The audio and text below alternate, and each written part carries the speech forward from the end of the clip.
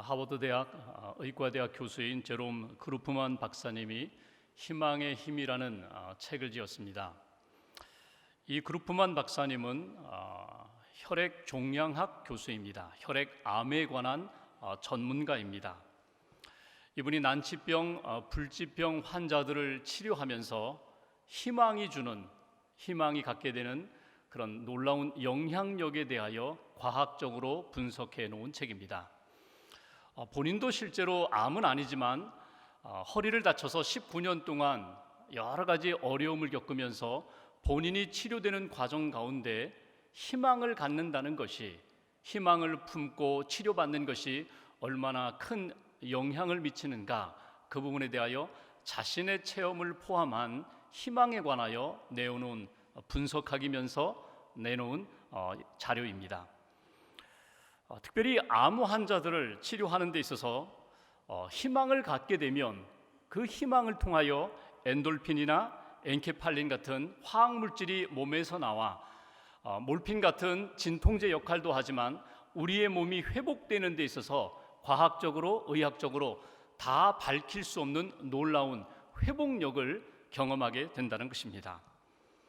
단지 질병에 있어서 병든 사람이 몸이 아플 때에 희망을 갖는 그런 분야뿐만 아니라 우리의 인생의 여러 분야에서 우리의 인생의 여정 가운데 희망을 품고 산다는 것이 얼마나 놀라운 역사를 일으키는가. 2차 세계대전 당시에 유럽의 연합군 포로 수용소에서 있었던 일입니다. 군인들이 포로로 붙잡혀 왔습니다. 그 포로 수용소 안에 음식도 넉넉하게 제공되고 환경도 그렇게 좋은 환경은 아니지만 살만한 환경입니다. 그런데 이상한 것은 이 포로들이 시간이 지나면서 점점 음식을 먹지 않는 것입니다. 음식을 먹지 않고, 음식을 먹어도 살이 찌지 않고, 시간만 나면 그냥 사람들과 만나 좀 이렇게 수다도 떨고 대화도 해야 되는데 사람들도 만나지 않고 점점 우울해지고, 그냥 시간 되면 눕고 싶고, 누우면 일어나기 싫어하고, 그래서 이 병이 도대체 무슨 병인가 의사들이 여러 가지 조사를 해보고 내놓은 병명이 있습니다. 그 병명이 가시철망병입니다. 포로 수용소 안에 그 울타리 가시철조망을 바라보면서 점점 낙심하고 절망에 빠진다는 것입니다. 나는 이제 못 나가는구나, 혹시라도 나는 여기서 이렇게 죽는 것 아닌가, 이런 희망을 잃어버리고 절망의 늪에 빠지자 먹는 것도 관심이 없습니다. 그리고 사람들과도 관심이 없고 점점 단절된 삶으로 이렇게 나아가다가 시름시름 앓게 되고 그렇게 누워 병들어 죽게 된다는 것입니다. 그렇다고 해서 모든 포로 수용소 안에 있는 모든 사람들이 다 가시철조망병에 걸렸는가? 그렇지는 않습니다. 거기에 있는 사람들 중에 철조망만 바라보지 아니하고 그 너머에 있는 푸른 하늘을 바라보고, 철조망 너머에 있는 들꽃을 바라보고, 철조망 밖에 있는 사람들을 바라보고 고향을 생각하고 미래를 꿈꾸면서 희망을 품고 있었던 사람들은 이 병에 걸리지 않았다는 것입니다. 우리가 인생을 살아가면서 때로는 몸이 아프고 마음이 아프고 신앙생활하면서 영혼이 병들 때가 있습니다. 여러분은 어떻습니까? 여러분 가운데 여러분들 묻고 있는 육체의 질병이 무엇입니까? 여러분들을 꼼짝 못하게 하는 마음의 질병은 무엇입니까? 예배드리러 나왔습니다. 예배드리고 찬양하고 기도하고 말씀을 듣고 하나님의 은혜를 받아야 되는데 전혀 내 마음이 감동이 없습니다. 은혜가 없습니다. 감사와 기쁨이 없습니다. 영혼이 병들었습니다. 여러분, 이럴 때에 그 모든 여러분들의 고통, 그 묻고 있는 그 모든 것들을 끊고자 하는 희망이 있어야 되는데 여러분들에게는 그런 희망이 있습니까? 희망이 있다면 희망의 근거는 무엇입니까? 혹이라도 여러분이 가지고 있는 힘, 여러분이 가지고 있는 지식, 세상의 어떤 힘을 의지하여 거기에 희망을 두고 이 모든 고난을 끊고자 하십니까? 아니면 우리를 힘들게 하는 이 모든 것을 끊고자 하나님을 바라보고 말씀 속으로 들어가고 믿음 안에서 다시 한번 영적으로 회복되어 내게 있는 이 모든 어두움의 세력들을 내가 다 이겨나가리라, 믿음의 희망을 가지고 여러분들 신앙생활을 하고 계십니까? 오늘 성경에는 특별히 38년 동안 누워있는 한 병자를 예수님이 찾아가서 만나주시고 치유해 주시는 말씀이 오늘 본문의 말씀입니다. 전혀 희망이 없는 환자에게 예수님이 다가가셔서 다시 한번 믿음으로, 희망으로 일으켜 주시면서 회복시켜 주시는 말씀. 오늘 말씀의 배경은 이렇습니다. 예수님이 명절, 절기를 지키기 위하여 예루살렘에 올라가셨습니다. 그리고 그 성 양문, 양의 문 곁에 있는 한 연못가로 가십니다. 그 연못의 이름이 베데스다라는 연못입니다. 베데스다라는 말은 베이트, 집이라는 말과 에스더, 헤세드, 사랑, 자비, 긍휼, 은혜라는 이 헤세드, 에스더라는 말의 합성어입니다. 자비의 집, 그렇게 불리는 연못가로 가셨습니다. 거기에 행각 5이 있었다고 했습니다. 그러니까 우리로 이야기하면 정자죠. 기둥이 있고 지붕이 있는 행각 5이 있고 그 연못 주변에 있는 행각에 많은 병자들이 앉아 있고 누워 있습니다. 어떤 사람입니까? 앞을 보지 못하는 사람, 다리를 저는 사람, 혈기 마른 사람, 모든 기력을 다 잃어버린 사람들, 한마디로 말해서 자기 힘과 능력으로는 도저히 회복될 가능성이 없는 그런 사람들.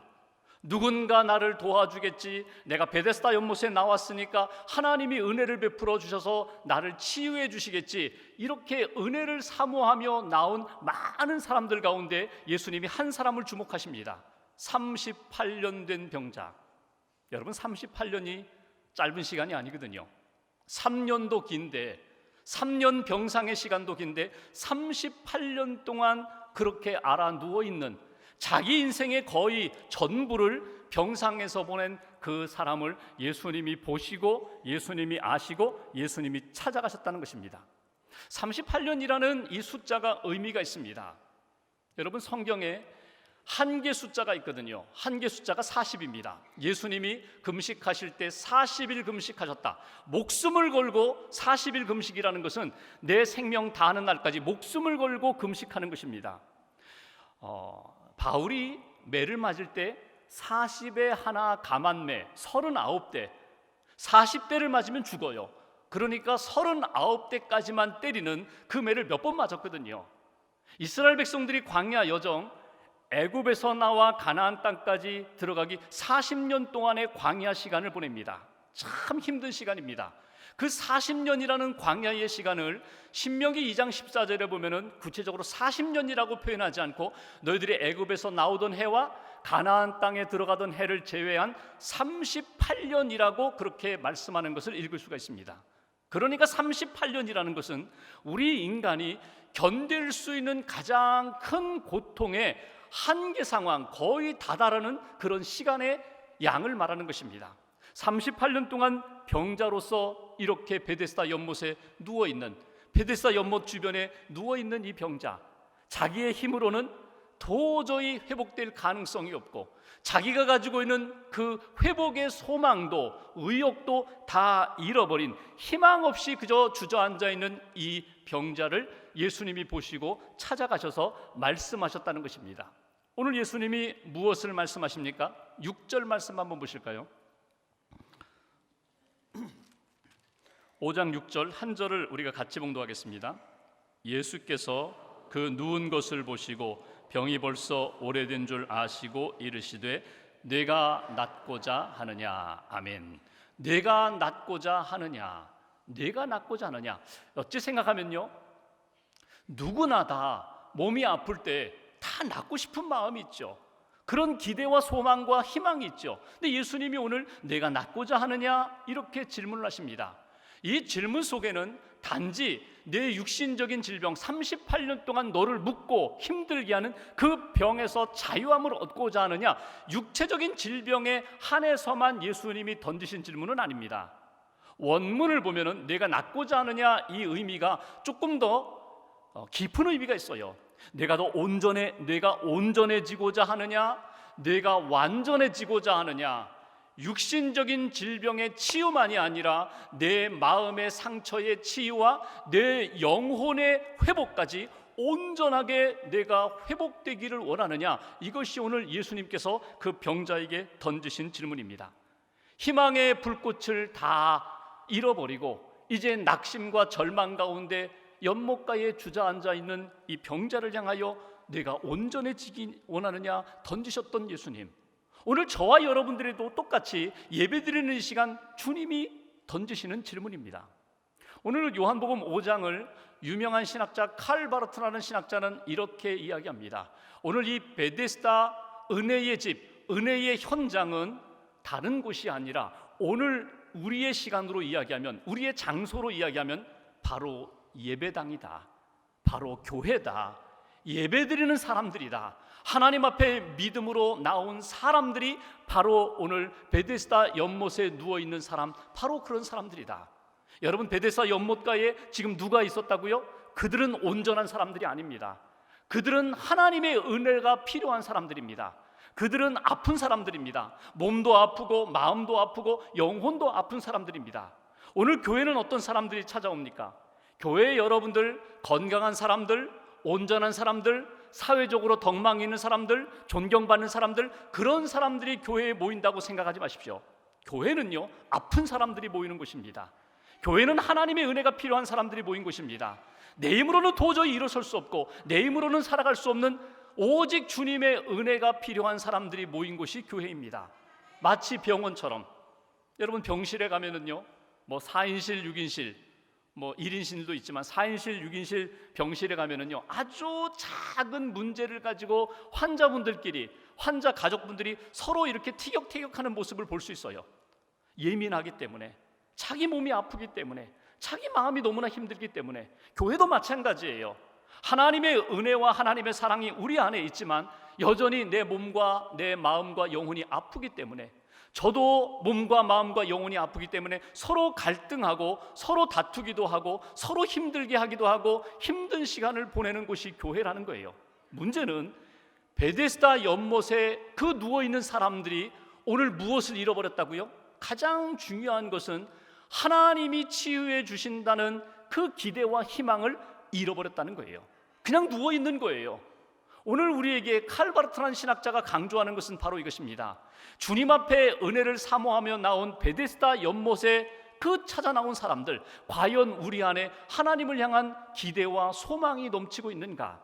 하나님을 향한, 내가 낫고자 하느냐? 예, 주님 저 낫고 싶습니다. 저 낫기를 원합니다. 주님이 저를 치유해 주실 줄 믿습니다. 이 믿음과 기대와 희망을 가지고 주님 앞에 나왔느냐? 오늘 내가 낫고자 하느냐 던지셨던 이 질문을 통하여 오늘 우리에게 주시는 메시지를 건져 올리고자 합니다. 첫 번째, 오늘 본문 말씀 3절과 4절을 다시 한번 보실까요? 3절을 제가 봉독하겠습니다. 그 안에 많은 병자, 맹인, 다리 저는 사람, 혈기 마른 사람들이 누워 물의 움직임을 기다리니. 4절 같이 봉독합니다. 이는 천사가 가끔 못에 내려와 물을 움직이게 하는데 움직인 후에 먼저 들어가는 자는 어떤 병에 걸렸든지 낫게 되밀어라. 아멘. 여기 보시면 3절과 4절에 하나의 이 부호가 나오는 것을 볼 수 있어요. 문장 부호가 나와요. 괄호로 처리되어 있는 부분이 있습니다. 3절 후반부 물의 움직임을 기다리니부터 시작해서 4절 끝에 낫게 되밀어라, 이것이 괄호로 처리되어 있어요. 그리고 밑에 보시면 거기에 대한 해설을 해줍니다. 이 내용은 3절 후반부부터 괄호 안에 처리된 이 내용은 어떤 사본에는 있고 어떤 사본에는 없더라. 성경에 보면은 하나님의 말씀, 진리의 말씀이 예수님의 말씀과 사역과 능력의 역사가 성경에 기록되어 있는데 어떤 원본에는 있는데 어떤 원본에는 없더라는 거예요. 무엇을 이야기하는 것입니까? 요 내용은 진리가 아니라는 거예요. 요 내용은 사람들이 베데스다 연못에 누워있는 이유와 근거를 설명해 주는 것뿐이라는 거예요. 여러분, 여기서 한 가지 우리가 중요한 메시지를 건지게 올리게 됩니다. 우리가 하나님 앞에서 하나님을 믿고 신앙생활을 한다고 하면서 하나님이 우리에게 주신 말씀과 복음과 진리를 붙잡지 아니하고 부속물, 붙잡아도 되고 붙잡지 않아도 되는 그런 것에 연연하면서 사는 신앙인의 모습이 우리 안에 나타날 때가 너무나도 많다는 거예요.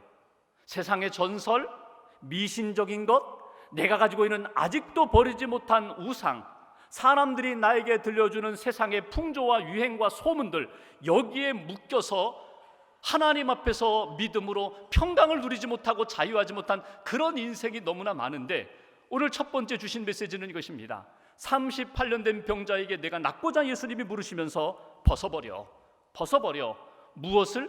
내가 지금 그렇게 집중하며 몰두하는 것, 그게 진짜가 아니야. 그거 벗어버리라는 거예요. 오늘 여기 38년 된 병자와 지금 베데스다 연못에 누워있는 사람들이 바라보고 있는 게 뭐예요? 집중하고 있는 게 뭐예요? 매여 있는 게 뭐예요? 물의 움직임입니다. 물의 움직임. 언제 연못물이 움직이나. 그리고 그들은 이런 전설을 들었어요. 물이 움직이는 것은 하늘에서 천사가 내려와서 물을 움직이게 하는 때이다. 천사가 있는 때, 그때 먼저 물속에 들어가는 사람은 고침을 받는데 아마 그런 일이 있었을 수도 있어요. 학자들은 그런 이야기를 하죠. 베데스다 연못이 온천수가 가끔 터지는 간헐천이다. 온천수가 터지면 가끔 피부병 환자들이나 관절염 환자들이 뛰어들어서 깨끗하게 되었어요, 고침받았어요, 이런 일들이 있었을 것이다. 그래서 오늘 사람들이 물이 움직이면, 온천수가 터지면 천사가 내려와서 물을 움직이게 하는 거야. 이 전설을 믿고 물만 바라보면서 38년 동안 누워 있었다는 거예요. 여러분 보십시오. 우리가 신앙생활하면서 그런 경우가 많아요. 예수 그리스도의 말씀과 하나님이 주신 복음 외에 전설을 의지하고 내가 경험했던 미신을 의지하고 내가 지금도 붙들려 있는 세상의 풍속에 매여서 여전히 하나님 대신에 세상의 소리와 사람들의 여러 가지 풍조를 따라서 의지하면서 신앙생활하는 그런 경우가 많다는 거예요. 여러분, 가끔 점쟁이로 살다가 예수 믿고 구원받은 분들이 써놓은 간증, 그런 글들 보면요, 참 우리가 한 번쯤 생각해 볼 문제가 있어요. 아주 유명한 점쟁이가 예수 믿고 하나님의 자녀가 되었어요. 그리고 내놓은 글을 보면은, 간증을 보면 이런 이야기했죠. 새해가 되면은요, 사람들이 오늘 금년의 운수 해가지고 막 전보로 많이 온다는 거예요. 사주팔자보로 많이 온다는 거예요. 근데 그 중에 보면은 자기가 보아도 이 사람은 교인이다, 이 사람은 교회 다니는 집사님이야, 이분은 교회 다니는 권사야. 가끔 가다가 장로님들도 오신다는 거예요. 얘기하다 보면 다 나온다는 거예요. 그러면은 자기가 돈을 벌기 위해서 점은 쳐주지만 당신은 여기 올 사람이 아니야. 당신은 하나님께 속한 사람인데, 하나님의 능력과 은혜와 사랑으로 살 사람인데 왜 여기 와서 기웃거리느냐, 그렇게 소리쳐주고 싶다는 거예요. 여러분, 우리가 예수 믿기 전에 내가 가지고 있었던 세상의 풍속을 아직도 붙잡고 있다면 하나님의 은혜와 능력과 평강과 자유를 누릴 수가 없다는 거예요. 벗어버리라는 거예요. 내가 낫고자 하느냐? 내가 이 세상을 살아가면서 아직도 붙잡고 있는 것, 너를 붙들고 있는 것 벗어버려. 여러분, 혹이라도 여러분 신문 보시다가 오늘의 운세, 그러면 여러분 관심 갖지 마세요. 나는 말띠니까 오늘 한번 볼까, 말띠, 오늘 어디 가지 말아라, 오늘 뭐 사지 말아라, 누구 가까이 하지 말아라. 그러면 나도 모르게 영향을 받게 되거든요. 제가 부끄러운 이야기 할까요? 제가 먼저 캐나다 살 때, 여기도 우리 한국도 요즘은 그런 식당이 있는데, 중국집에 가면은요, 마지막에 이 포춘 쿠키라는 걸 줘요. 포춘, 행운의 과자 뭐 이래서 이게 딱 부러뜨리면 안에 하얀 종이가 나오잖아요. 뭐 숫자도 써여 있고 뒤집어 보면은 당신을 위해서 돈을 준비한 사람이 기다리고 있습니다, 뭐 이런 거 있잖아요. 오늘은 저 물가로 가지 마십시오, 뭐 이런 얘기 있잖아요. 그러면요, 그냥 그 웃어 넘기면 되는데, 뭐 이런 얘기해서. 근데 묵상이 되면 문제가 되죠. 묵상이 되면 하루 종일 저 사람이 나에게 돈을 꿔줄까, 저 사람이 나에게 밥을 사줄까. 여러분, 거기에서 벗어나시라는 거예요. 거기에 매여 있는 한 내 안에 하나님의 은혜와 능력의 역사가 나타나기 어렵다는 거예요. 오늘 38년 동안 누워있는 이 병자를 향하여 예수님이 내가 낫고자 하느냐, 그 물으시는 그 질문 속에 담겨있는 내용이 무엇입니까? 너를 묶고 있는 너의 미신, 너의 전설, 너의 생각, 모든 것 벗어버리라. 그래야 온전히 하나님의 은혜와 능력으로 치유받을 수 있다는 것입니다. 또 하나, 7절 말씀 보실까요? 7절 한 절을 같이 봉독하겠습니다. 병자가 대답하되 주여, 물이 움직일 때에 나를 못에 넣어주는 사람이 없어 내가 가는 동안에 다른 사람이 먼저 내려가나이다. 오늘 38년 동안 베데스다 연못 물에만 집중합니다. 언제 물이 움직일까? 움직이면 내가 들어가야 되는데, 그런데 물이 움직이는 때가 있었던 것 같아요. 물이 움직이는 때에 내가 먼저 들어가야 되는데 나를 도와줄 사람이 없습니다. 나를 도와줄 사람이 한 사람도 없습니다. 그림을 그려볼까요? 이런 내용이 있었을 것입니다.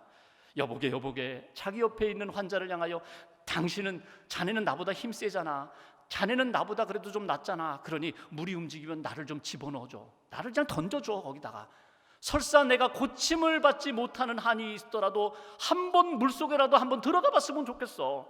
옆에 있는 병자가 그래 내가 도와줄게, 내가 자네 물이 움직이면 자네를 그냥 굴러서라도 내가 그냥 집어넣어줄게.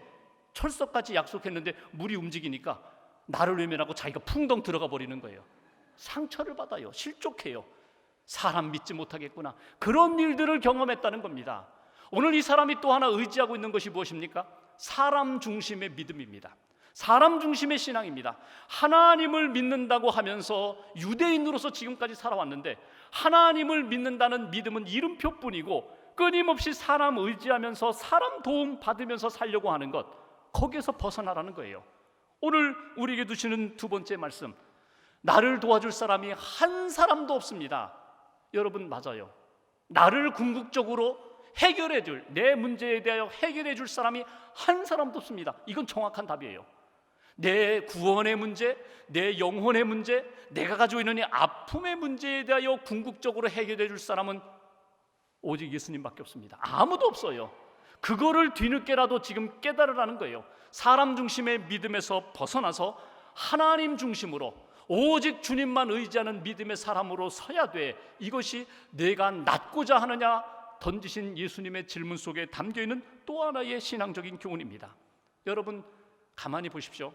우리가 살아가면서 교회에서 신앙생활하고 또 친구들을 만나고 동업자를 만나면서 이웃과의 관계 속에서 여러분, 언제 누구에게 실족하세요? 상처를 입으세요? 나와 전혀 관계없는 사람에게 내가 상처를 받거나 실족하지 않아요. 내가 그 사람에게 어떻게 했는데, 내가 그 사람을 얼마나 사랑했는데, 내가 그 사람을 얼마나 의지했는데, 나와 가장 가까이 있었던 사람들, 내가 많이 베풀었던 사람들, 내가 의지했던 사람들, 나에게 도움을 줬던 그 사람으로 인하여 마지막에는요, 내가 상처를 받아요. 내가 실족하게 돼요. 그리고 마지막에 오늘 이 사람이 했던 고백, 내 입에서 저절로 나와요. 세상에 믿을 놈 한 사람 없어. 세상에 믿을 사람 한 사람도 없어. 예수님밖에 없어. 이 얘기가 나온다는 거예요. 오늘 우리에게 주시는 두 번째 메시지, 여러분, 사람 중심의 믿음에서 벗어나시라는 거예요. 주님을 향하여 눈을 뜨세요. 주님만이 나의 진정한 구원자가 되심을 놓치지 마세요. 구약에 보면 나만 장군이 나옵니다. 여러분, 나만 장군이 어떤 사람입니까? 군대 장관입니다. 다 가졌어요. 권력도 가지고 재력도 가지고 다 가졌어요. 그런데 어느 날 보니까 몸이 희끗희끗하더니 나병에 걸렸습니다. 나병에 걸렸다는 것은 이 산수로, 수학으로 이야기하면요, 내가 가지고 있는 1000만억 곱하기 제로입니다. 내게 나병이 생기는 순간 아무것도 없어지는 거예요. 아무것도 없어요. 다 사라지는 거예요. 죽어가는 거예요. 이 나만이 나병에 걸렸어요. 나는 이제 죽어가는구나. 막 근심하고 막 시름시름 하는데, 그 집에 이스라엘에서 붙들려온 여종이 이런 이야기를 합니다. 몸종이, 우리나라에는 엘리사라는 선생님이 계시는데 엘리사 선지자를 만나면 누구든지 무엇이든지 다 해결함을 받을 수 있는데, 그래? 그러면 가자. 그래서 많은 금은보화 싸들고 군사들을 이끌고 엘리사를 만나러 갑니다. 엘리사만 만나면 된다고 그랬지. 엘리사만 만나자. 그런데 엘리사 집에 갔는데 엘리사는 나오지 않고 몸종 게하시가 나와서, 우리 선생님이 그러시는데요, 저 요단강에 가서 몸을 7번 담그시래요. 불쾌했습니다. 화가 났습니다. 야, 돌아가자. 요단강, 우리나라에는 요단강보다 더 좋은 강이 많은데 요단강이냐? 돌아가려고 합니다. 그때 밑에 있던 신하가 이야기하죠. 장군님, 이보다도 더한 것을 요구해도 하셔야 되는데 요단강에 가서 몸을 담그십시오. 그래, 한번 가보자. 요단강에 가서 몸을 7번 담그자. 깨끗하게 회복되는 것을 보게 됩니다. 여기서 여러분 놓치지 마십시오. 우리는 종종 저 사람은 능력의 종이야, 저 사람은 정말 귀한 사람이야, 저 사람은 틀림없어, 사람들 의지하고 사람들 바라보면서 신앙생활할 때가 많아요. 여러분, 뛰어넘으시라는 거예요. 사람 중심의 믿음이 아니라 하나님 중심의 믿음으로, 하나님이 주신 약속과 말씀 중심의 믿음으로 돌아가시라는 거예요. 만약에 그 말씀을 외면했다면, 엘리사의 그 말을 외면했다면 나만은 그렇게 나병으로 앓다 죽었을 것입니다. 그런데 그가 회복된 다음에 다시금 엘리사에게 돌아오잖아요. 그리고 하나님의 능력이라는 것을 인정하잖아요. 그 땅에 있는 흙을 가져다가 내가 잊지 않겠다고, 하나님의 능력과 은혜를 잊지 않겠다고. 여러분, 우리에게 주시는 말씀, 사람 중심의 믿음에서 벗어나라고. 마지막 한 가지가 더 있습니다. 오늘 말씀 8절 9절 말씀 보십시오. 내가 낫고자 하느냐? 던지셨던 예수님의 이 질문에 대하여 예수님이 이렇게 또 답변하십니다. 8절 9절 두 절 같이 봉독합니다. 예수께서 이르시되 일어나 내 자리를 들고 걸어가라 하시니 그 사람이 곧 나아서 자리를 들고 걸어가니라. 아멘. 예수님이 말씀하세요. 일어나 걸어가라. 일어나 지금까지 누워있던 그 자리를 들고 다시 오지 않을 거야. 다시 눕지 않을 거야. 내 자리를 거두어서 들고 걸어가라. 여러분, 예수님의 말씀을 여러분이 그 현장에서 들었다면 여러분 한 가지 의문이 있어요. 고쳐주셔야 일어나지요. 회복시켜주셔야 일어나죠. 아직도 누워있는데 나보고 일어나라고 말씀하시니 내가 어떻게 일어납니까? 아니 말이면 답니까? 그 말이면 내가 그냥 되는 것입니까? 여러분, 이렇게 반문할 수 있어요. 그런데 오늘 이 병자가 어떻게 했다고요? 하나님의 말씀을 그대로 믿고 그 말씀을 의지하여 일어났다는 것입니다. 여기에 우리에게 주시는 메시지가 있어요. 여러분, 참 쉽지 않은데 여러분을 묶고 있는, 여러분의 마음과 삶을 이렇게 닫고 있는 믿음의 문과 하나님이 여러분들에게 주신 마음의 문을 여시라는 거예요. 하나님이 주시는 말씀을 믿음으로 받아들이시라는 거예요. 지금까지 나의 생활, 나의 방법, 나의 생각을 다 내려놓고 주님 그렇게 말씀하시니 제가 믿겠습니다. 일어나라고 하시니 일어나겠습니다. 주님 걷겠습니다. 다시는 이 자리에 돌아오지 않고 하나님이 주시는 은혜 가운데 제가 하나님의 인생을 살겠습니다. 이렇게 믿음으로 일어섰기에 오늘 하나님의 능력, 하나님의 기적을 경험하게 됐다는 것입니다. 여러분, 내가 가지고 있는 신앙생활, 내가 가지고 있는 신앙의 여정 가운데 여러분 성격 안 변해, 내가 가지고 있는 이 습관 안 변해. 그렇지 않아요. 기질과 습관과 내가 가지고 있는 인성이 안 변하는 것 같지만 하나님의 영 성령님이 내 안에 오시고 말씀이 내 안에 오셔서 나를 붙들고 주장하시면요, 내가 바꾸지 않으려고 해도 바뀌게 되고 내가 가지 않으려고 해도 갈 수밖에 없는 그런 인생으로 하나님이 만들어 주신다는 거예요. 그것이 오늘 내가 낫고자 하느냐, 몸만이 아니라 마음과 영혼과 온전한 치유로 하나님이 기뻐하시는 믿음의 인생 살아가라. 이것이 오늘 그 병자에게, 저와 여러분들에게 주신 약속의 말씀입니다. 말씀을 의지하십시오. 말씀을 사모하십시오. 말씀이 내 안에 임하면 하나님의 역사가 내 방법이 아니라, 내 능력이 아니라 하나님의 방법과 능력으로 놀랍게 나타난다는 것입니다. 한국의 우리나라 크리스찬 작가 소설가 가운데 김성일이라는 장로님이 계십니다. 김성일 장로님, 이분은 책을 많이 쓰셨어요. 특별히 기독교 역사 소설을 많이 쓰셨어요. 근데 이분이 본인이 은혜를 받고 예수님의 사람으로 이렇게 살게 된 결정적인 계기가 있습니다. 사랑은 죽음같이 강하고라는 책에 보면 본인의 간증이 실려 있어요. 본인이 어렸을 때부터 교회 다녔어요. 찬송도 부르고 기도도 하고 하나님의 말씀도 믿는다고 했어요. 그런데 이 10대 때, 중학교 3학년 때 사르트르라는 철학자의 글을 읽게 됩니다. 책을 좋아했으니까. 자유의 길이라는 그 사상에 심취했어요. 그 내용은 이런 것입니다. 야, 내 인생은 내가 선택하고 내가 결정하고 내가 책임지고 사는 인생이야. 누구에게 구질구질하게 그렇게 의존하지 말고 내 인생은 내가 개척하는 거야. 내가 책임지는 거야. 이 사상에 매료되었어요. 그리고 보니까 막 교회에 나와가지고 주여 주여 하고 하나님 의지하고 믿습니다 하는 게 너무 째째해 보이는 거예요. 너무 구질구질해 보이는 거예요. 그렇게 해가지고 인생을 이렇게 멋지게 살 수 있겠는가? 내가 책임지리라. 내가 자유하게 살고 내가 결정하고 내가 행동한 다음에 모든 것에 대하여는 내가 책임지리라. 이 자유의 길에 심취하여 하나님을 떠나게 됩니다. 예수님을 버리게 됩니다. 그리고 자기가 자기 인생을 개척하면서 멋지게 세상에 빠져가지고 그렇게 살았어요. 공부도 하고 결혼도 했어요. 그런데 이렇게 행복하게 살다가 어느 날 아내가 아프다는 거예요. 병원에 가서 진단해 보니까 위암이에요. 위암이라는 진단을 받고 보니까 이게 자기 책임이에요. 자기 책임.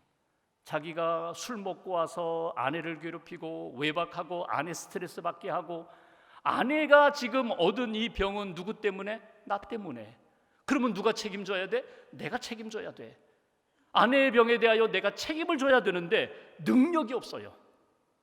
아내를 회복시킬 능력이 없어요. 아니 그렇다면 내가 그렇게 읽고 내가 그렇게 좋아했던 사르트르의 사상을 통해서 해결함을 받아야 되는데 어디를 뒤져보아도 사르트르가 해결해 줄 수 있는 능력이 없어요. 방법이 없어요. 길이 없어요. 그래서 주저앉아가 어떻게 하나 신음하고 울고 있는데 자기가 버렸던 예수님이 자기를 찾아오시는 거예요. 중학교 3학년 때 자기는 떠나버렸는데 예수님은 떠나지 않고 자기 안에 찾아오셔서 말씀하시는 거예요. 너 얼마나 힘드니? 너 얼마나 아프니? 사실 그랬거든요. 차라리 내가 병을 얻으면 낫겠다. 내가 병을 얻으면 내가 책임지고 내가 받으면 되는데 나 때문에 아내가 저렇게 스트레스 받아서 병에 걸렸다면 내가 책임을 져야 되는데 내가 못 해주니까 너무나 힘들었는데 예수님이 오셔서 말씀하시는 거예요. 너 얼마나 힘드니? 너 얼마나 아프니? 그리고 자기가 눈을 떠보니까 십자가에 달리셔서 막 신음하시는, 자기를 구원하기 위하여 자기를 치유하기 위하여 막 신음하시는 예수님의 모습이 보이는 거예요. 그래서 이 김성일 장로님, 그 당시 이제 초신자죠. 교회로 갑니다. 새벽에 교회를 가서 하나님 앞에 기도합니다. 하나님 살려주십시오. 나를 좀 살려주십시오. 내 아내를 좀 살려주십시오. 내 아내를 좀 고쳐주십시오. 하나님 앞에 매달려 기도합니다. 옷자락을 붙잡고 기도합니다. 그때 하나님이 이분에게 주셨던 말씀이 오늘 본문의 말씀입니다. 일어나 걸으라. 일어나 걸으라. 예, 일어나겠습니다. 믿음으로 일어나겠습니다. 아내와 함께 기도합니다. 하나님 앞에 기도하는 가운데 아내가 회복이 됩니다. 그리고 본인이 하나님이 주시는 은혜와 은사를 따라 글을 쓰기 시작합니다.